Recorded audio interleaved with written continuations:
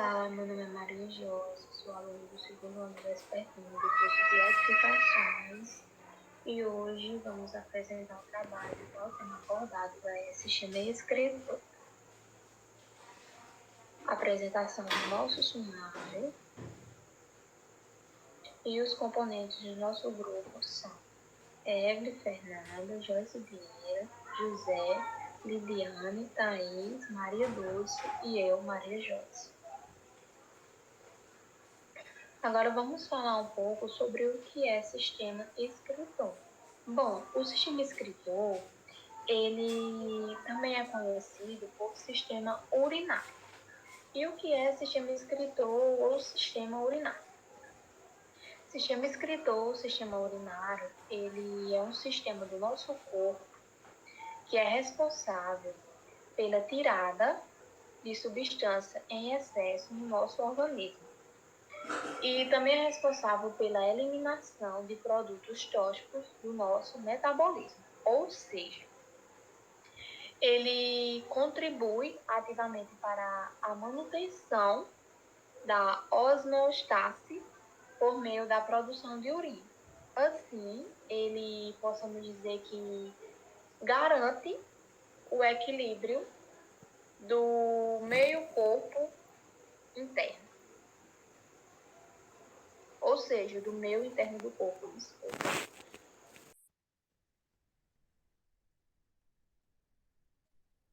Olá, me chamo Lidiane e eu vim falar um pouco sobre a estrutura e sobre o funcionamento do sistema excretor.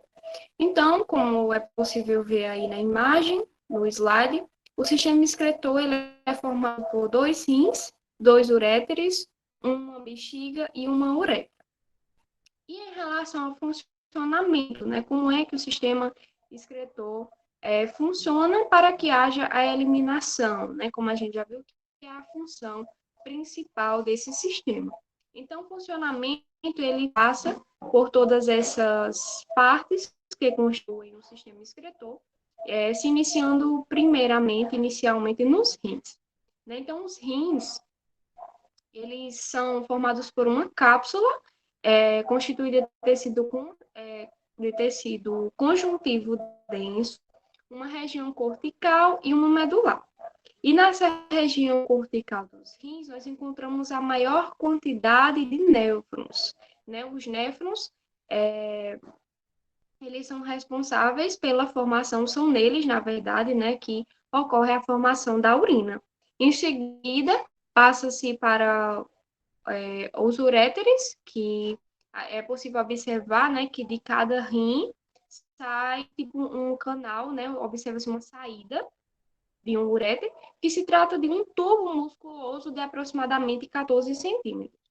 A função do uréteres, né, é transportar essa urina recém-formada até a bexiga urinária por meio de movimentos peristálticos, né, e após esse transporte, a urina ela é armazenada até o momento da micção, né? Que no caso já entra para a próxima parte, que é a bexiga. Então, a bexiga armazena a urina, certo? Até o momento da micção. Então, a bexiga ela pode armazenar, em média, 300 ml de urina, e quando chega em 150 ml, né, já começam a aparecer os sinais de micção.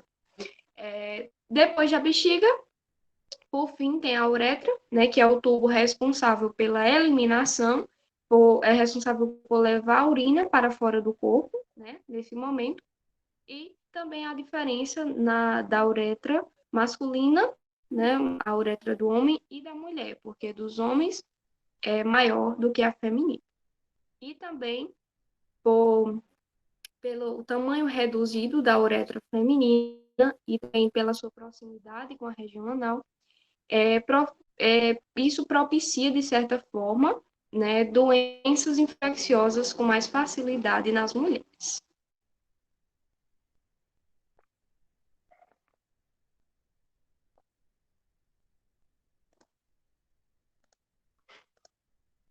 Alessandra, sou de novo José, do segundo ano vespertino, e vou ensinar aqui para a senhora um pouquinho sobre excreção urinária. Pode ser? Bora lá, bora lá, bora lá. A urina nada mais é que o líquido do corpo humano produz para ejetar ou excretar as substâncias ruins e prejudiciais para o corpo humano, como por exemplo, ureia, ácido úrico e amônia.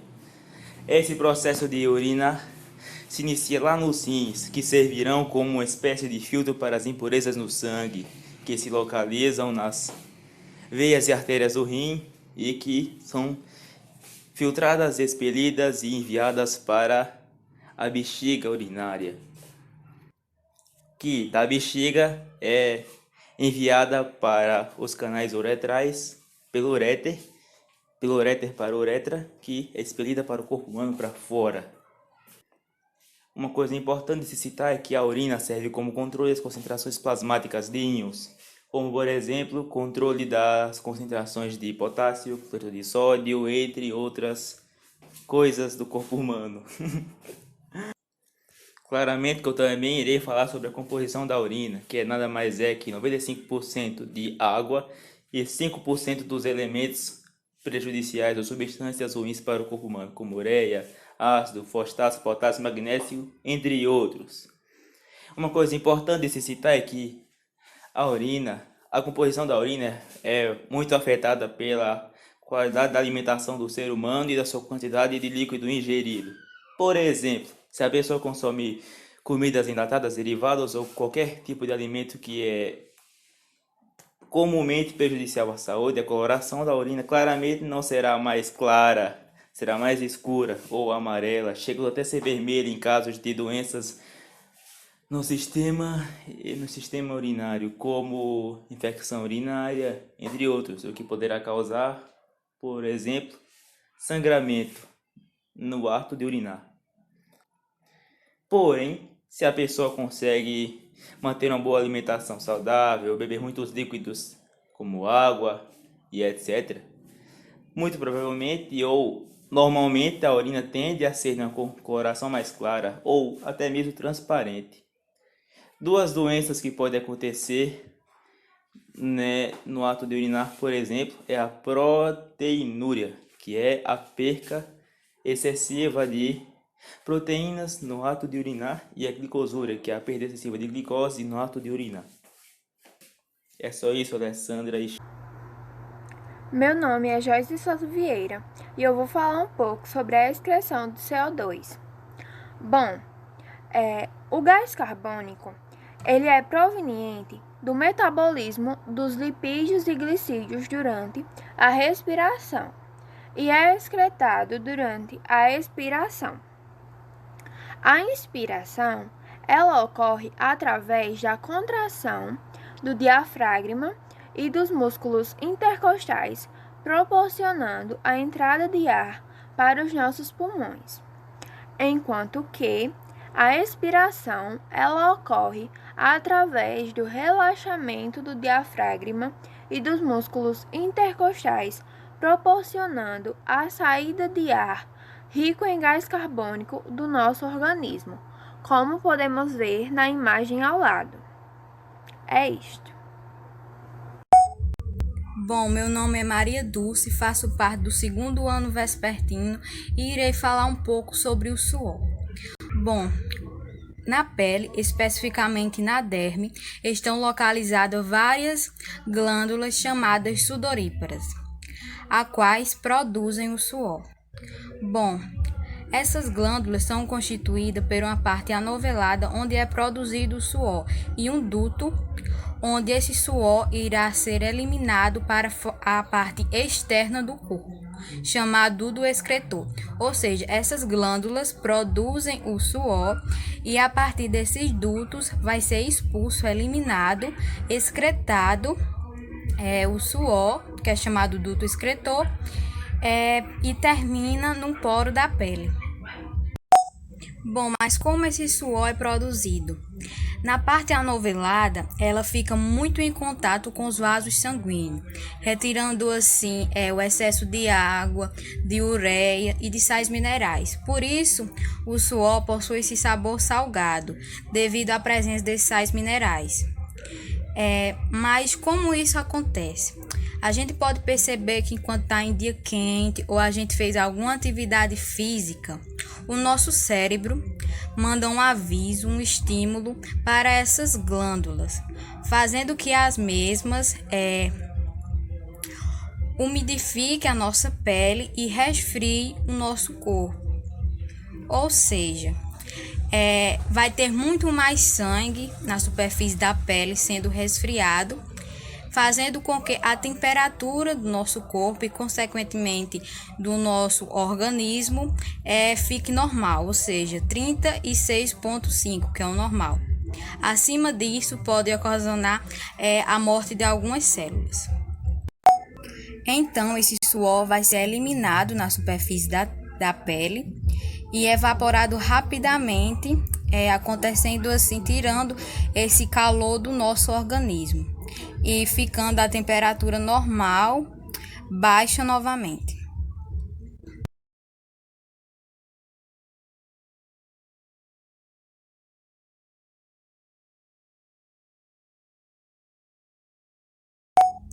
Bom, agora eu vou dar uma introdução em questão ao néfron, que é uma estrutura presente nos rins, cuja função principal é filtrar o sangue e proporcionar a excreção de toxinas.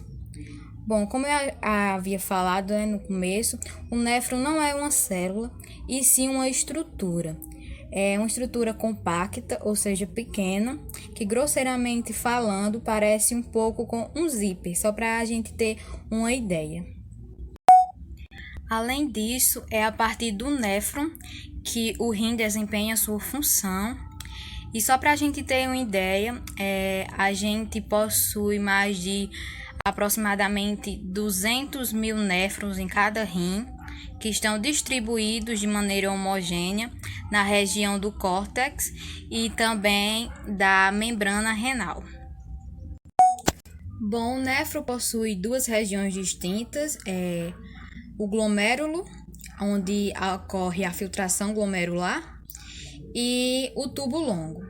Mas, primeiramente, a gente deve entender por que filtrar o sangue, qual a importância disso. A gente filtra o sangue por dois motivos.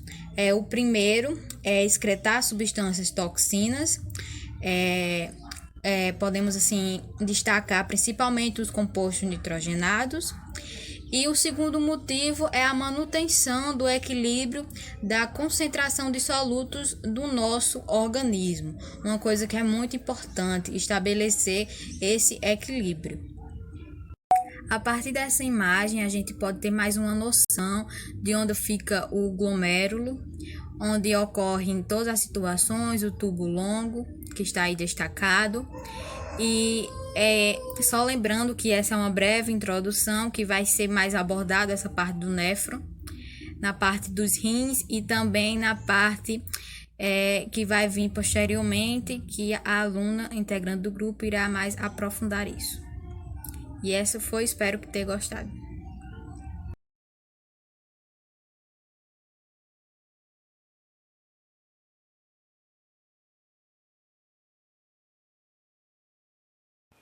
Meu nome é Fernanda Gomes de Medeiros e eu irei apresentar sobre os rins. Os rins são os principais órgãos do sistema excretor e osmorregulador, sendo responsáveis pela filtragem e retirada dos dejetos presentes no sangue, que estão posteriormente excretados juntamente com a água.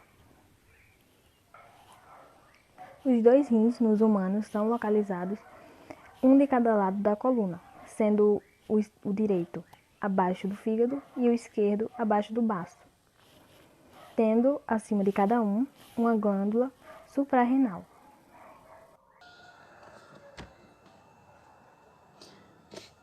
Boa tarde, meu nome é Thaís Martins de Souza, eu sou do 2º ano vespertino e eu vou falar um pouco sobre dois hormônios que estão presentes nos néfrons e também sobre o uréter. Os dois hormônios que vou explicar um pouco serão o ADH e a aldosterona. O ADH, ele, ou também chamado hormônio antidiurético, ele vai ser responsável pela reabsorção de água nos nossos rins. Ele é importante para o nosso corpo, pois ele vai controlar a perda excessiva de água, ele vai evitar isso e ele vai garantir a osmolidade normal no nosso sangue. O ADH ele é produzido pelo hipotálamo e é liberado na nossa circulação pela neurohipófise. Mas como funciona esse mecanismo de liberação? Esse mecanismo de produção também? Aqui abaixo nós temos um esquema onde mostra de forma básica como isso ocorre. Na primeira parte nós temos um aumento na quantidade de água do sangue e a pressão osmótica ela tá baixa. Mas quando que isso ocorre? Isso irá ocorrer quando... Um exemplo de quando isso vai ocorrer é quando ingerimos uma grande quantidade de água. Isso vai inibir o nosso hipotálamo, então ele vai produzir uma menor quantidade de ADH. O nosso corpo ele vai reagir fisiologicamente, fazendo com que os tubos renais eles se tornem menos permeáveis. Eles vão reabsorver uma menor quantidade de água, resultando numa urina bem menos concentrada. Na segunda parte do nosso esquema, nós temos a diminuição na quantidade de água no sangue. A pressão osmótica ela vai estar alta. Um exemplo de quando isso ocorre é quando ingerimos alimentos com uma grande quantidade de sal. O hipotálamo ele vai ser estimulado a produzir uma maior quantidade de ADH e o nosso corpo ele vai reagir fisiologicamente, fazendo com que os tubos renais eles se tornem mais permeáveis à água. Eles vão reabsorver uma maior quantidade de água, o que vai resultar numa urina bem mais concentrada. Indo para o segundo hormônio, nós temos a aldosterona. A aldosterona ela é produzida pela suprarrenal e é um hormônio que ele atua no metabolismo controlando o sódio e o potássio. Ele regula os fluidos. A aldosterona ela atua